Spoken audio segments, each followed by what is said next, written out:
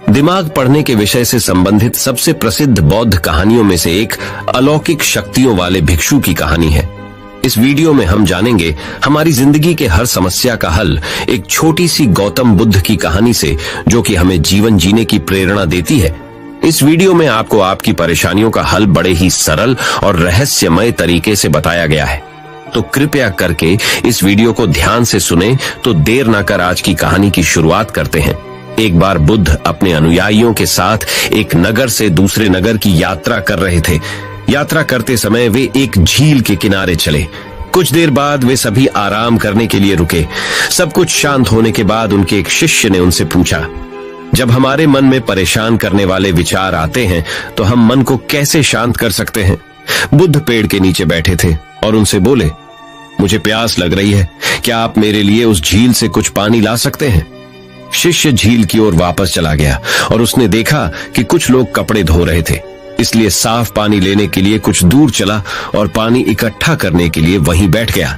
लेकिन जैसे ही वह पानी लेने जा रहा था, तभी एक बैलगाड़ी गुजरी और पानी गंदा हो गया। शिष्य ने इंतजार किया, लेकिन वहां कुछ न कुछ चीजें चल रही थीं और पानी अभी भी गंदा था। इसलिए उसने मन ही मन सोचा कि वह इतना गंदा पानी तो उन्हें नहीं दे सकता, क्योंकि यह पीने लायक नहीं है। इसलिए उसने बिना पानी के वापस जाने का फैसला किया। शिष्य खाली हाथ वापस आया और बुद्ध को इसके बारे में बताया। 1 घंटे के बाद बुद्ध ने उसे झील पर वापस जाने और थोड़ा पानी लाने के लिए कहा। शिष्य झील पर वापस गया और इस बार वह साफ पानी ढूंढने में सफल रहा। उसने बर्तन में पानी भरा और वापस बुद्ध के पास लाया। शिष्य ने गौतम बुद्ध को पानी दिया और कहा, पिछली बार जब मैं गया था तो पानी में बहुत कीचड़ था, लेकिन अब झील की सतह पर पानी साफ है। ये कैसे? गौतम बुद्ध ने उत्तर दिया, जब तुम पिछली बार गए थे तो कीचड़ अस्त व्यस्त था और वह सतह पर पानी के साथ मिल गया था और पानी पीने के लिए अयोग्य हो गया था। लेकिन जब आप 1 घंटे के बाद गए तो कीचड़ अपने आप बैठ गया और आपको साफ पानी मिला जो पीने के लिए उपयुक्त था। आपका मन भी ऐसा ही है, जब वह अशांत हो तो उसे कुछ समय दें और वह अपने आप ठीक हो जाएगा। आपको इसे शांत करने के लिए प्रयास तो करना पड़ेगा और फिर समय के साथ आपका मन सहजता से शांत हो जाएगा। इस कहानी को अक्सर बुद्ध के जीवन से जोड़ा जाता है और यह दूसरों के विचारों और इरादों को समझने की उनकी क्षमता को दर्शाती है। एक बार उस समय जब बुद्ध जेतवन मठ में रह रहे थे, वहां एक भिक्षु था जिसके पास कुछ अलौकिक शक्तियां थीं। यह भिक्षु दूसरों के मन को पढ़ सकता था और उनके विचारों को पहचान सकता था। एक अन्य भिक्षु जिज्ञासावश और शायद संदेह की भावना से अलौकिक शक्तियों वाले भिक्षु के पास आया और कहा, मैंने सुना है कि आप दिमाग पढ़ सकते हैं, क्या आप अभी मेरा दिमाग पढ़ सकते हैं? अलौकिक शक्तियों वाले भिक्षु ने उत्तर दिया, निश्चित रूप से मैं ऐसा कर सकता हूं। जिज्ञासु भिक्षु ने तब एक यादृच्छिक वस्तु, एक कमल के फूल के बारे में सोचा और अपना ध्यान उस पर केंद्रित किया। उसने मान लिया कि अलौकिक शक्तियों वाला भिक्षु निश्चित रूप से उसके दिमाग को पढ़ेगा और उस वस्तु की पहचान करेगा जिसके बारे में वह सोच रहा था। लेकिन उन्हें आश्चर्य हुआ जब अलौकिक शक्तियों वाले भिक्षु ने कहा, आप कमल के फूल के बारे में सोच रहे हैं। जिज्ञासु भिक्षु चकित रह गया और बोला, हाँ, यह सही है। आप वास्तव में मन को पढ़ने की क्षमता रखते हैं। अलौकिक शक्तियों वाले भिक्षु ने मुस्कुराते हुए समझाया, ऐसा नहीं है कि मेरे पास सभी दिमागों को अंधाधुंध पढ़ने की शक्ति है, बल्कि मैंने दूसरों के इरादों और विचारों को तब समझने की क्षमता विकसित की है जब वे शुद्ध और केंद्रित होते हैं। जब आपका दिमाग पूरी तरह से होता है, कमल के फूल के विचार में डूबा हुआ, मैं इसे स्पष्ट रूप से देख सकता था। बौद्ध परंपरा की यह कहानी मानसिक शुद्धता और ध्यान के महत्व को रेखांकित करती है। इससे पता चलता है कि स्पष्ट और केंद्रित विचारों को उन्नत आध्यात्मिक क्षमताओं वाले लोग ही समझ सकते हैं। हालांकि इस कहानी को रूपक माना जा सकता है। ये बौद्ध धर्म के अभ्यास में सचेतनता, एकाग्रता और आंतरिक गुणों के विकास के मूल्य को बताती है। चंचल मन को शांत करना बहुत जरूरी होता है, क्योंकि अशांत मन में कई सवाल होते हैं और ये इधर उधर भटक सकता है। गौतम बुद्ध मन को शांत करने के आयामों के बारे में बताते हैं।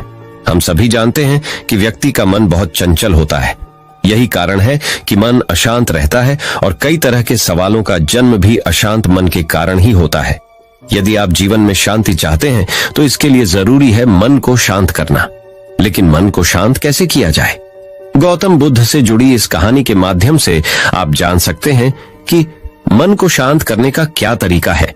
इसमें भगवान गौतम बुद्ध द्वारा मन को शांत करने के आयामों के बारे में बताया गया है। जानते हैं इस कहानी के बारे में, जिससे आपका जीवन बदल जाएगा। मन को शांत करने की कहानी।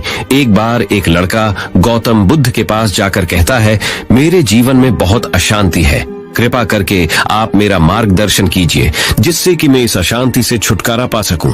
गौतम बुद्ध लड़के से जीवन की अशांति का कारण पूछते हैं।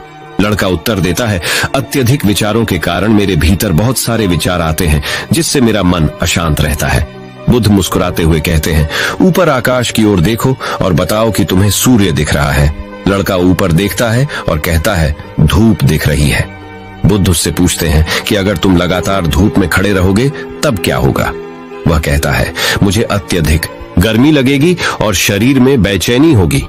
बुद्ध लड़के से कहते हैं कि अगर धूप में खड़े रहने से तुम्हें गर्मी लगती है तो इसमें दोष किसका है, सूर्य के ताप का या तुम्हारा?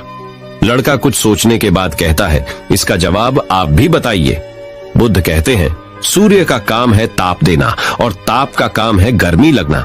ऐसे में तो दोष तुम्हारा ही है कि तुम धूप में जाकर खड़े हुए जिससे कि तुम्हें गर्मी लगी। तुम्हें अगर शीतलता चाहिए तो तुम्हें छांव में रहना होगा। ठीक इसी तरह चंचल मन का भी स्वभाव होता है विचारों और भावनाओं को जागृत करना। विचार क्षण भर के लिए होते हैं, लेकिन विचार से पैदा हुई भावनाएं देर तक टिकी रहती हैं। लेकिन यह तुम्हें निर्णय लेना है कि तुम्हें विचार और भावनाओं के साथ चलना है या अलग दिशा बनानी है। कैसे करें मन को शांत? बुद्ध कहते हैं, मन को शांत करने के लिए तन के आयाम पर काम करना सबसे आसान तरीका है। शरीर के स्तर पर हमारी कर्मेंद्रियां और ज्ञानेंद्रियां हैं। कर्मेंद्रियां कर्म और ज्ञानेंद्रियां ध्यान से जुड़ी होती है। इससे हम अपनी संवेदनशीलता को बढ़ा सकते हैं, यानी हम जो भी काम करें उसे आनंद के साथ करें।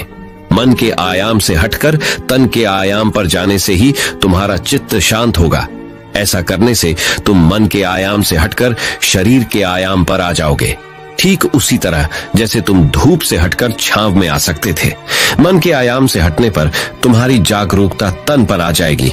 जब तुम तन के आयाम पर काम करोगे तब तुम्हारा चित्त शांत होगा। इसलिए हर काम को तन के आयाम पर करने से मन स्वतः शांत हो जाता है। अपने मन के विचार और भावना को नहीं बल्कि सुर को सुनो। लड़का बुद्ध से कहता है, अपने भीतर के सुर को कैसे सुने? गौतम बुद्ध कहते हैं, किसी शांत स्थान पर रहकर जहां शांति हो, तब अपनी आंखें बंद करो और मन के भीतर चल रहे शोर से हटकर भीतर के सुर को सुनने की कोशिश करो। सुर निरंतर चलता रहता है, लेकिन बाहर के शोर के कारण तुम अपने मन के भीतर चल रहे सुर को नहीं सुन पाते हो। जब तुम अपने दोनों कानों को अपने हाथों से बंद कर दोगे तभी मन के सुर को सुन पाओगे। इस तरह तुम मन की अशांति से दूर हो जाओगे और तुम्हारा मन अंततः शांत हो जाएगा। तो दर्शकों, आज हमने मन को नियंत्रित करने के आयाम के बारे में गौतम बुद्ध से जाना। अगर आपका मन शांत और स्थिर है और अगर आप दृढ़ निश्चय वाले मनुष्य हो तो जीवन की बड़ी सी बड़ी समस्या भी आपका कुछ नहीं बिगाड़ सकते। जीवन की सबसे बड़ी कामयाबी यही है कि आप अपने मन को शांत और स्थिर कर पाओ। और इतना सब सुनने के बाद अब अवश्य ही इस रास्ते पर चलोगे और अपना मन शांत और स्थिर कर पाओगे। तो दर्शकों,